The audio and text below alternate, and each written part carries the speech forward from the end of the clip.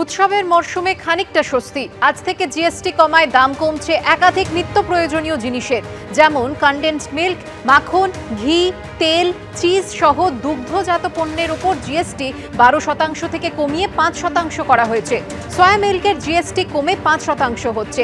চা কফির জিএসটিও 18 থেকে কমে হচ্ছে 5%। বাদাম, পেস্তা, কাজু, খেজুর ইত্যাদি শুকনো ফলেও জিএসটি কমে হলো 5%। অন্যদিকে chocolate, pastry, cake, biscuit, jam, pasta, spaghetti, noodles, cornflakes, ফলের রস, আচার, কফি, কৌটোজাত মাছ ও মাংসে আগে জিএসটি লাগতো 12 থেকে 18%, আর এখন লাগবে মাত্র 5%। অন্যদিকে প্যাকেটজাত পনির বা ছানা, টেট্রাপ্যাক দুধ, চাপাতি, পিৎজার ওপর এখন থেকে কোনো জিএসটি লাগবে না। একাধিক পণ্যের দাম কমলেও আজ থেকে দামি হচ্ছে বাড়তি চিনি মিশ্রিত পানীয়। জিএসটি বাড়ছে কার্বনযুক্ত পানীয়। সিগারেট, চুরুট ও তামাকজাত যাবতীয় পণ্যের ওপর জিএসটি বাড়ায় তা আজ থেকে হতে চলেছে মহার্ঘ। মহালয়ার দিনে খাস কলকাতার চারু মার্কেটে চলল গুলি। দেশপ্রিয় শাসমল রোডে জিমের মালিককে লক্ষ্য করে পরপর গুলি দুষ্কৃতীদের। অল্পের জন্য প্রাণে বাঁচলেন তিনি। গোটা ঘটনায় স্বভাবতই এলাকার নিরাপত্তা নিয়ে উঠছে প্রশ্ন। শাসক শিবিরকে কটাক্ষ করেছে বিজেপি, পাল্টা জবাব দিয়েছে তৃণমূল। মহালয়ায় পাঁজি ধরে পিতৃপক্ষের অবসান হলো, কিন্তু কলকাতায় দুষ্কৃতী দৌরাত্মের অবসান হচ্ছে না। চারু মার্কেটের মতো জনবহুল এলাকায় রবিবার ভর দুপুরে চলল গুলি। অল্পের জন্য রক্ষা পেলেন অনেকে। ঘটনাকে ঘিরে চরম আতঙ্ক ছড়িয়ে পড়ল এলাকায়। চারু মার্কেট থানা এলাকা দেশপ্রাণ শাসমল রোডে জিমের মধ্যে চলল গুলি।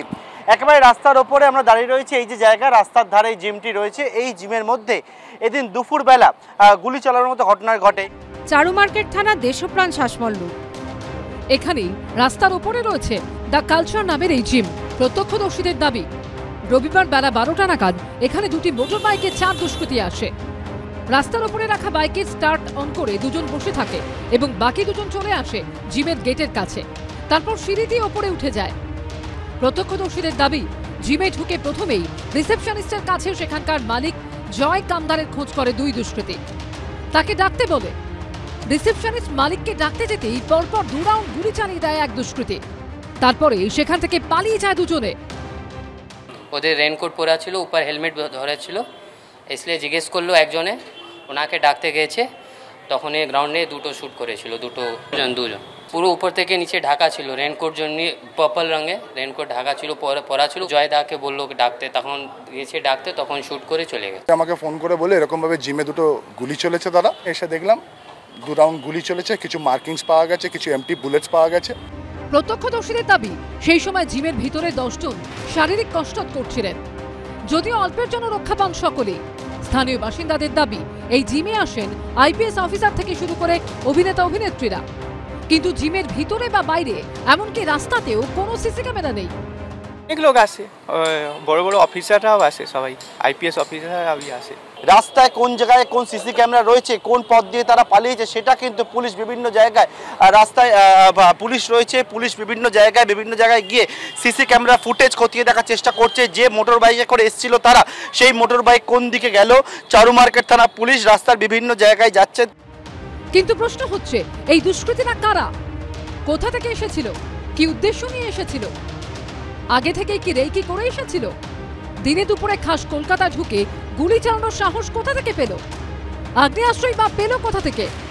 আমরা বুলেট ক্যাটরিজও পেয়েছি। জাস্ট ওরা বললেন যে নাম শুনলেন, নাম জিজ্ঞাসা করার পরেই এই হঠাৎ করে তারা ফায়ারিং করে এখান থেকে বেরিয়ে যায়। ব্যস্ততম এলাকা, রাস্তার মধ্যে মানে এরকম ঘটনা ঘটছে কিভাবে, মানে কোনো বিষয় না, সেটা জানার জন্যই আমরা দেখছি। এটা দেখুন, এটা তো কোনো মোটিভেটেড ঘটনা হতে পারে, কেননা যেহেতু একজনকে জিজ্ঞাসা করে এসেছিল, সে সম্পর্ক জিনিস আমরা দেখছি, এবং বাকি এরা কারা এসেছিল, কোথা থেকে এসেছিল, সেটা আইডেন্টিফাই করার চেষ্টা করা হচ্ছে, এবং আশা করছি আমরা খুব তাড়াতাড়ি ঘটনাটা, যারা জিম করতে তারাও বোঝে। ভরা উৎসবের মরশুম, কয়েক ঘন্টা পরেই যেখানে লক্ষ লক্ষ মানুষ ঠাকুর দেখতে কলকাতায় আসবেন, তার আগে এই ঘটনায় শুরু হয়েছে রাজনৈতিক চাপানুতর। আজকে বিহার, উত্তরপ্রদেশের পরিস্থিতি পশ্চিমবঙ্গের থেকে শান্ত।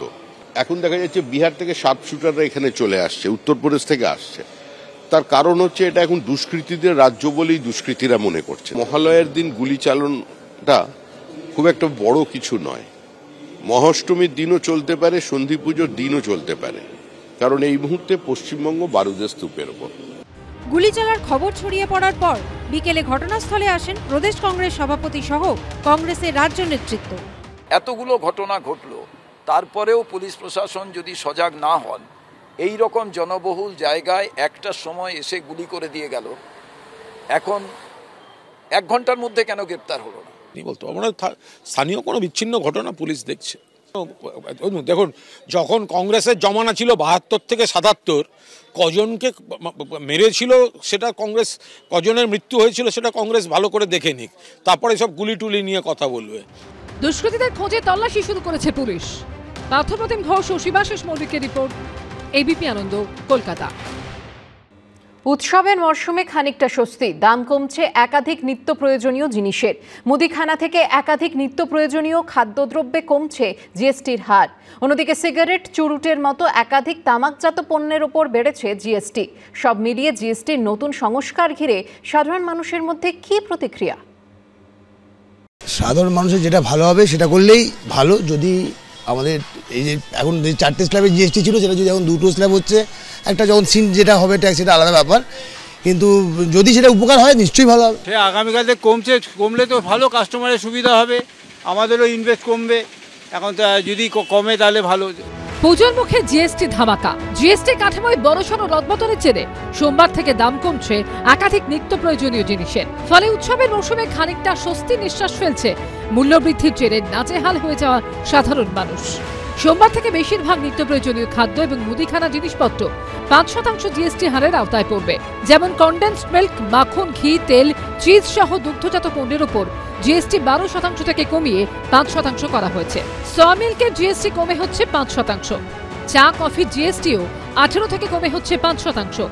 বাদাম, পেস্তা, কাজু, খেজুর ইত্যাদি শুকনো ফল, chocolate, pastry, cake, biscuit, jam, pasta, spaghetti, noodles, cornflakes সহ অন্যান্য দানাশস্য থেকে তৈরি ফ্লেক্স, ফলের রস, আচার, coffee, curry paste, mayonnaise, soup, broth, কৌটোজাত মাছ ও মাংসে জিএসটি লাগত 12 থেকে 18%, এখন লাগবে মাত্র 5%। অন্যদিকে প্যাকেটজাত পনির বা ছানা, টেট্রা প্যাক দুধ, বিভিন্ন নামে পাওয়া যায় এরকম ভারতীয় রুটি, চাপাতি, পিৎজার ওপর এখন থেকে কোনো জিএসটি লাগবে না, যাতে স্বাভাবিকভাবেই স্বস্তির নিঃশ্বাস ফেলছেন অনেকেই। তাদের মধ্যে একজন লেকটাউনের বাসিন্দা রিক্তনু দাস। মাসে একটা মোটা টাকা খরচ করতে হয় মুদিখানা এবং খাদ্যদ্রব্যের জন্য। জিএসটি কমায় কিছুটা সুরাহা হবে বলে মনে করছেন তিনি। অবশ্যই তো স্বাভাবিক, সবার সুবিধা হবে। যখন এই অ্যামাউন্টটা, যখন আমি গ্রস একটা অনেক অ্যামাউন্টে যখন আমি কুশিমাল বা সমস্ত কিছু কিনবো, তখন তো স্বাভাবিকভাবে সংসারে একটা ব্যাপক এফেক্ট পড়বে। আমরা তখনই বুঝতে পারবো যে কতটা এটা সুবিধা হচ্ছে। আমি যদি একটা সামান্য কিছু কিনতে যাই তখন আমি বুঝতে পারবো না। লামসাম অ্যামাউন্টে যদি অনেক কিছু কিনি, যেমন ঘরের ভুসিমাল যেরকম আছে, তখন আমরা বুঝতে পারবো যে সত্যিই কতটা অ্যামাউন্ট আমাদের সবে কাজে লাগছে আর কি। নিত্য প্রয়োজনীয় পণ্যের দাম যদি কমে, আমাদের সাধারণ মধ্যবিত্ত ফ্যামিলিতে অবশ্যই অনেক উপকার হবে। শুধু খাবার জিনিসই নয়, মাথার তেল থেকে শ্যাম্পু, টুথপেস্ট, টুথব্রাশ, সাবান থেকে শেভিং ক্রিমের জিএসটি 18 থেকে কমে হচ্ছে 5%। দাম কমছে নিমকির প্যাকেট, ভুজিয়া, বাসন, শিশুদের ফিডিং বোতল, ন্যাপকিন, ক্লিনিক্যাল ডায়াপারের। সুবিধা তো হবে, যেগুলো ডেইলি এসেনশিয়াল কমোডিটিস দাম কমলে তো সুবিধা হবেই না। সেভিংস হবে ডেফিনেটলি, যেটা আমি রোজ কিনতে হয়, পাউরুটি, মাখন, বিস্কুট, যেগুলো ডেইলি নেসেসিটি গুড, সেগুলো তো কমলে তো ডেফিনেটলি ভালো। একাধিক পণ্যের দাম কমলেও সোমবার থেকে দামি হচ্ছে বাড়তি চিনি মিশ্রিত পানীয়, কার্বনযুক্ত পানীয়, সিগারেট, চুরুট, তামাকজাত যাবতীয় পণ্য। সমীরণ পাল ও সৌমিত্র রায়ের রিপোর্ট, এবিপি আনন্দ।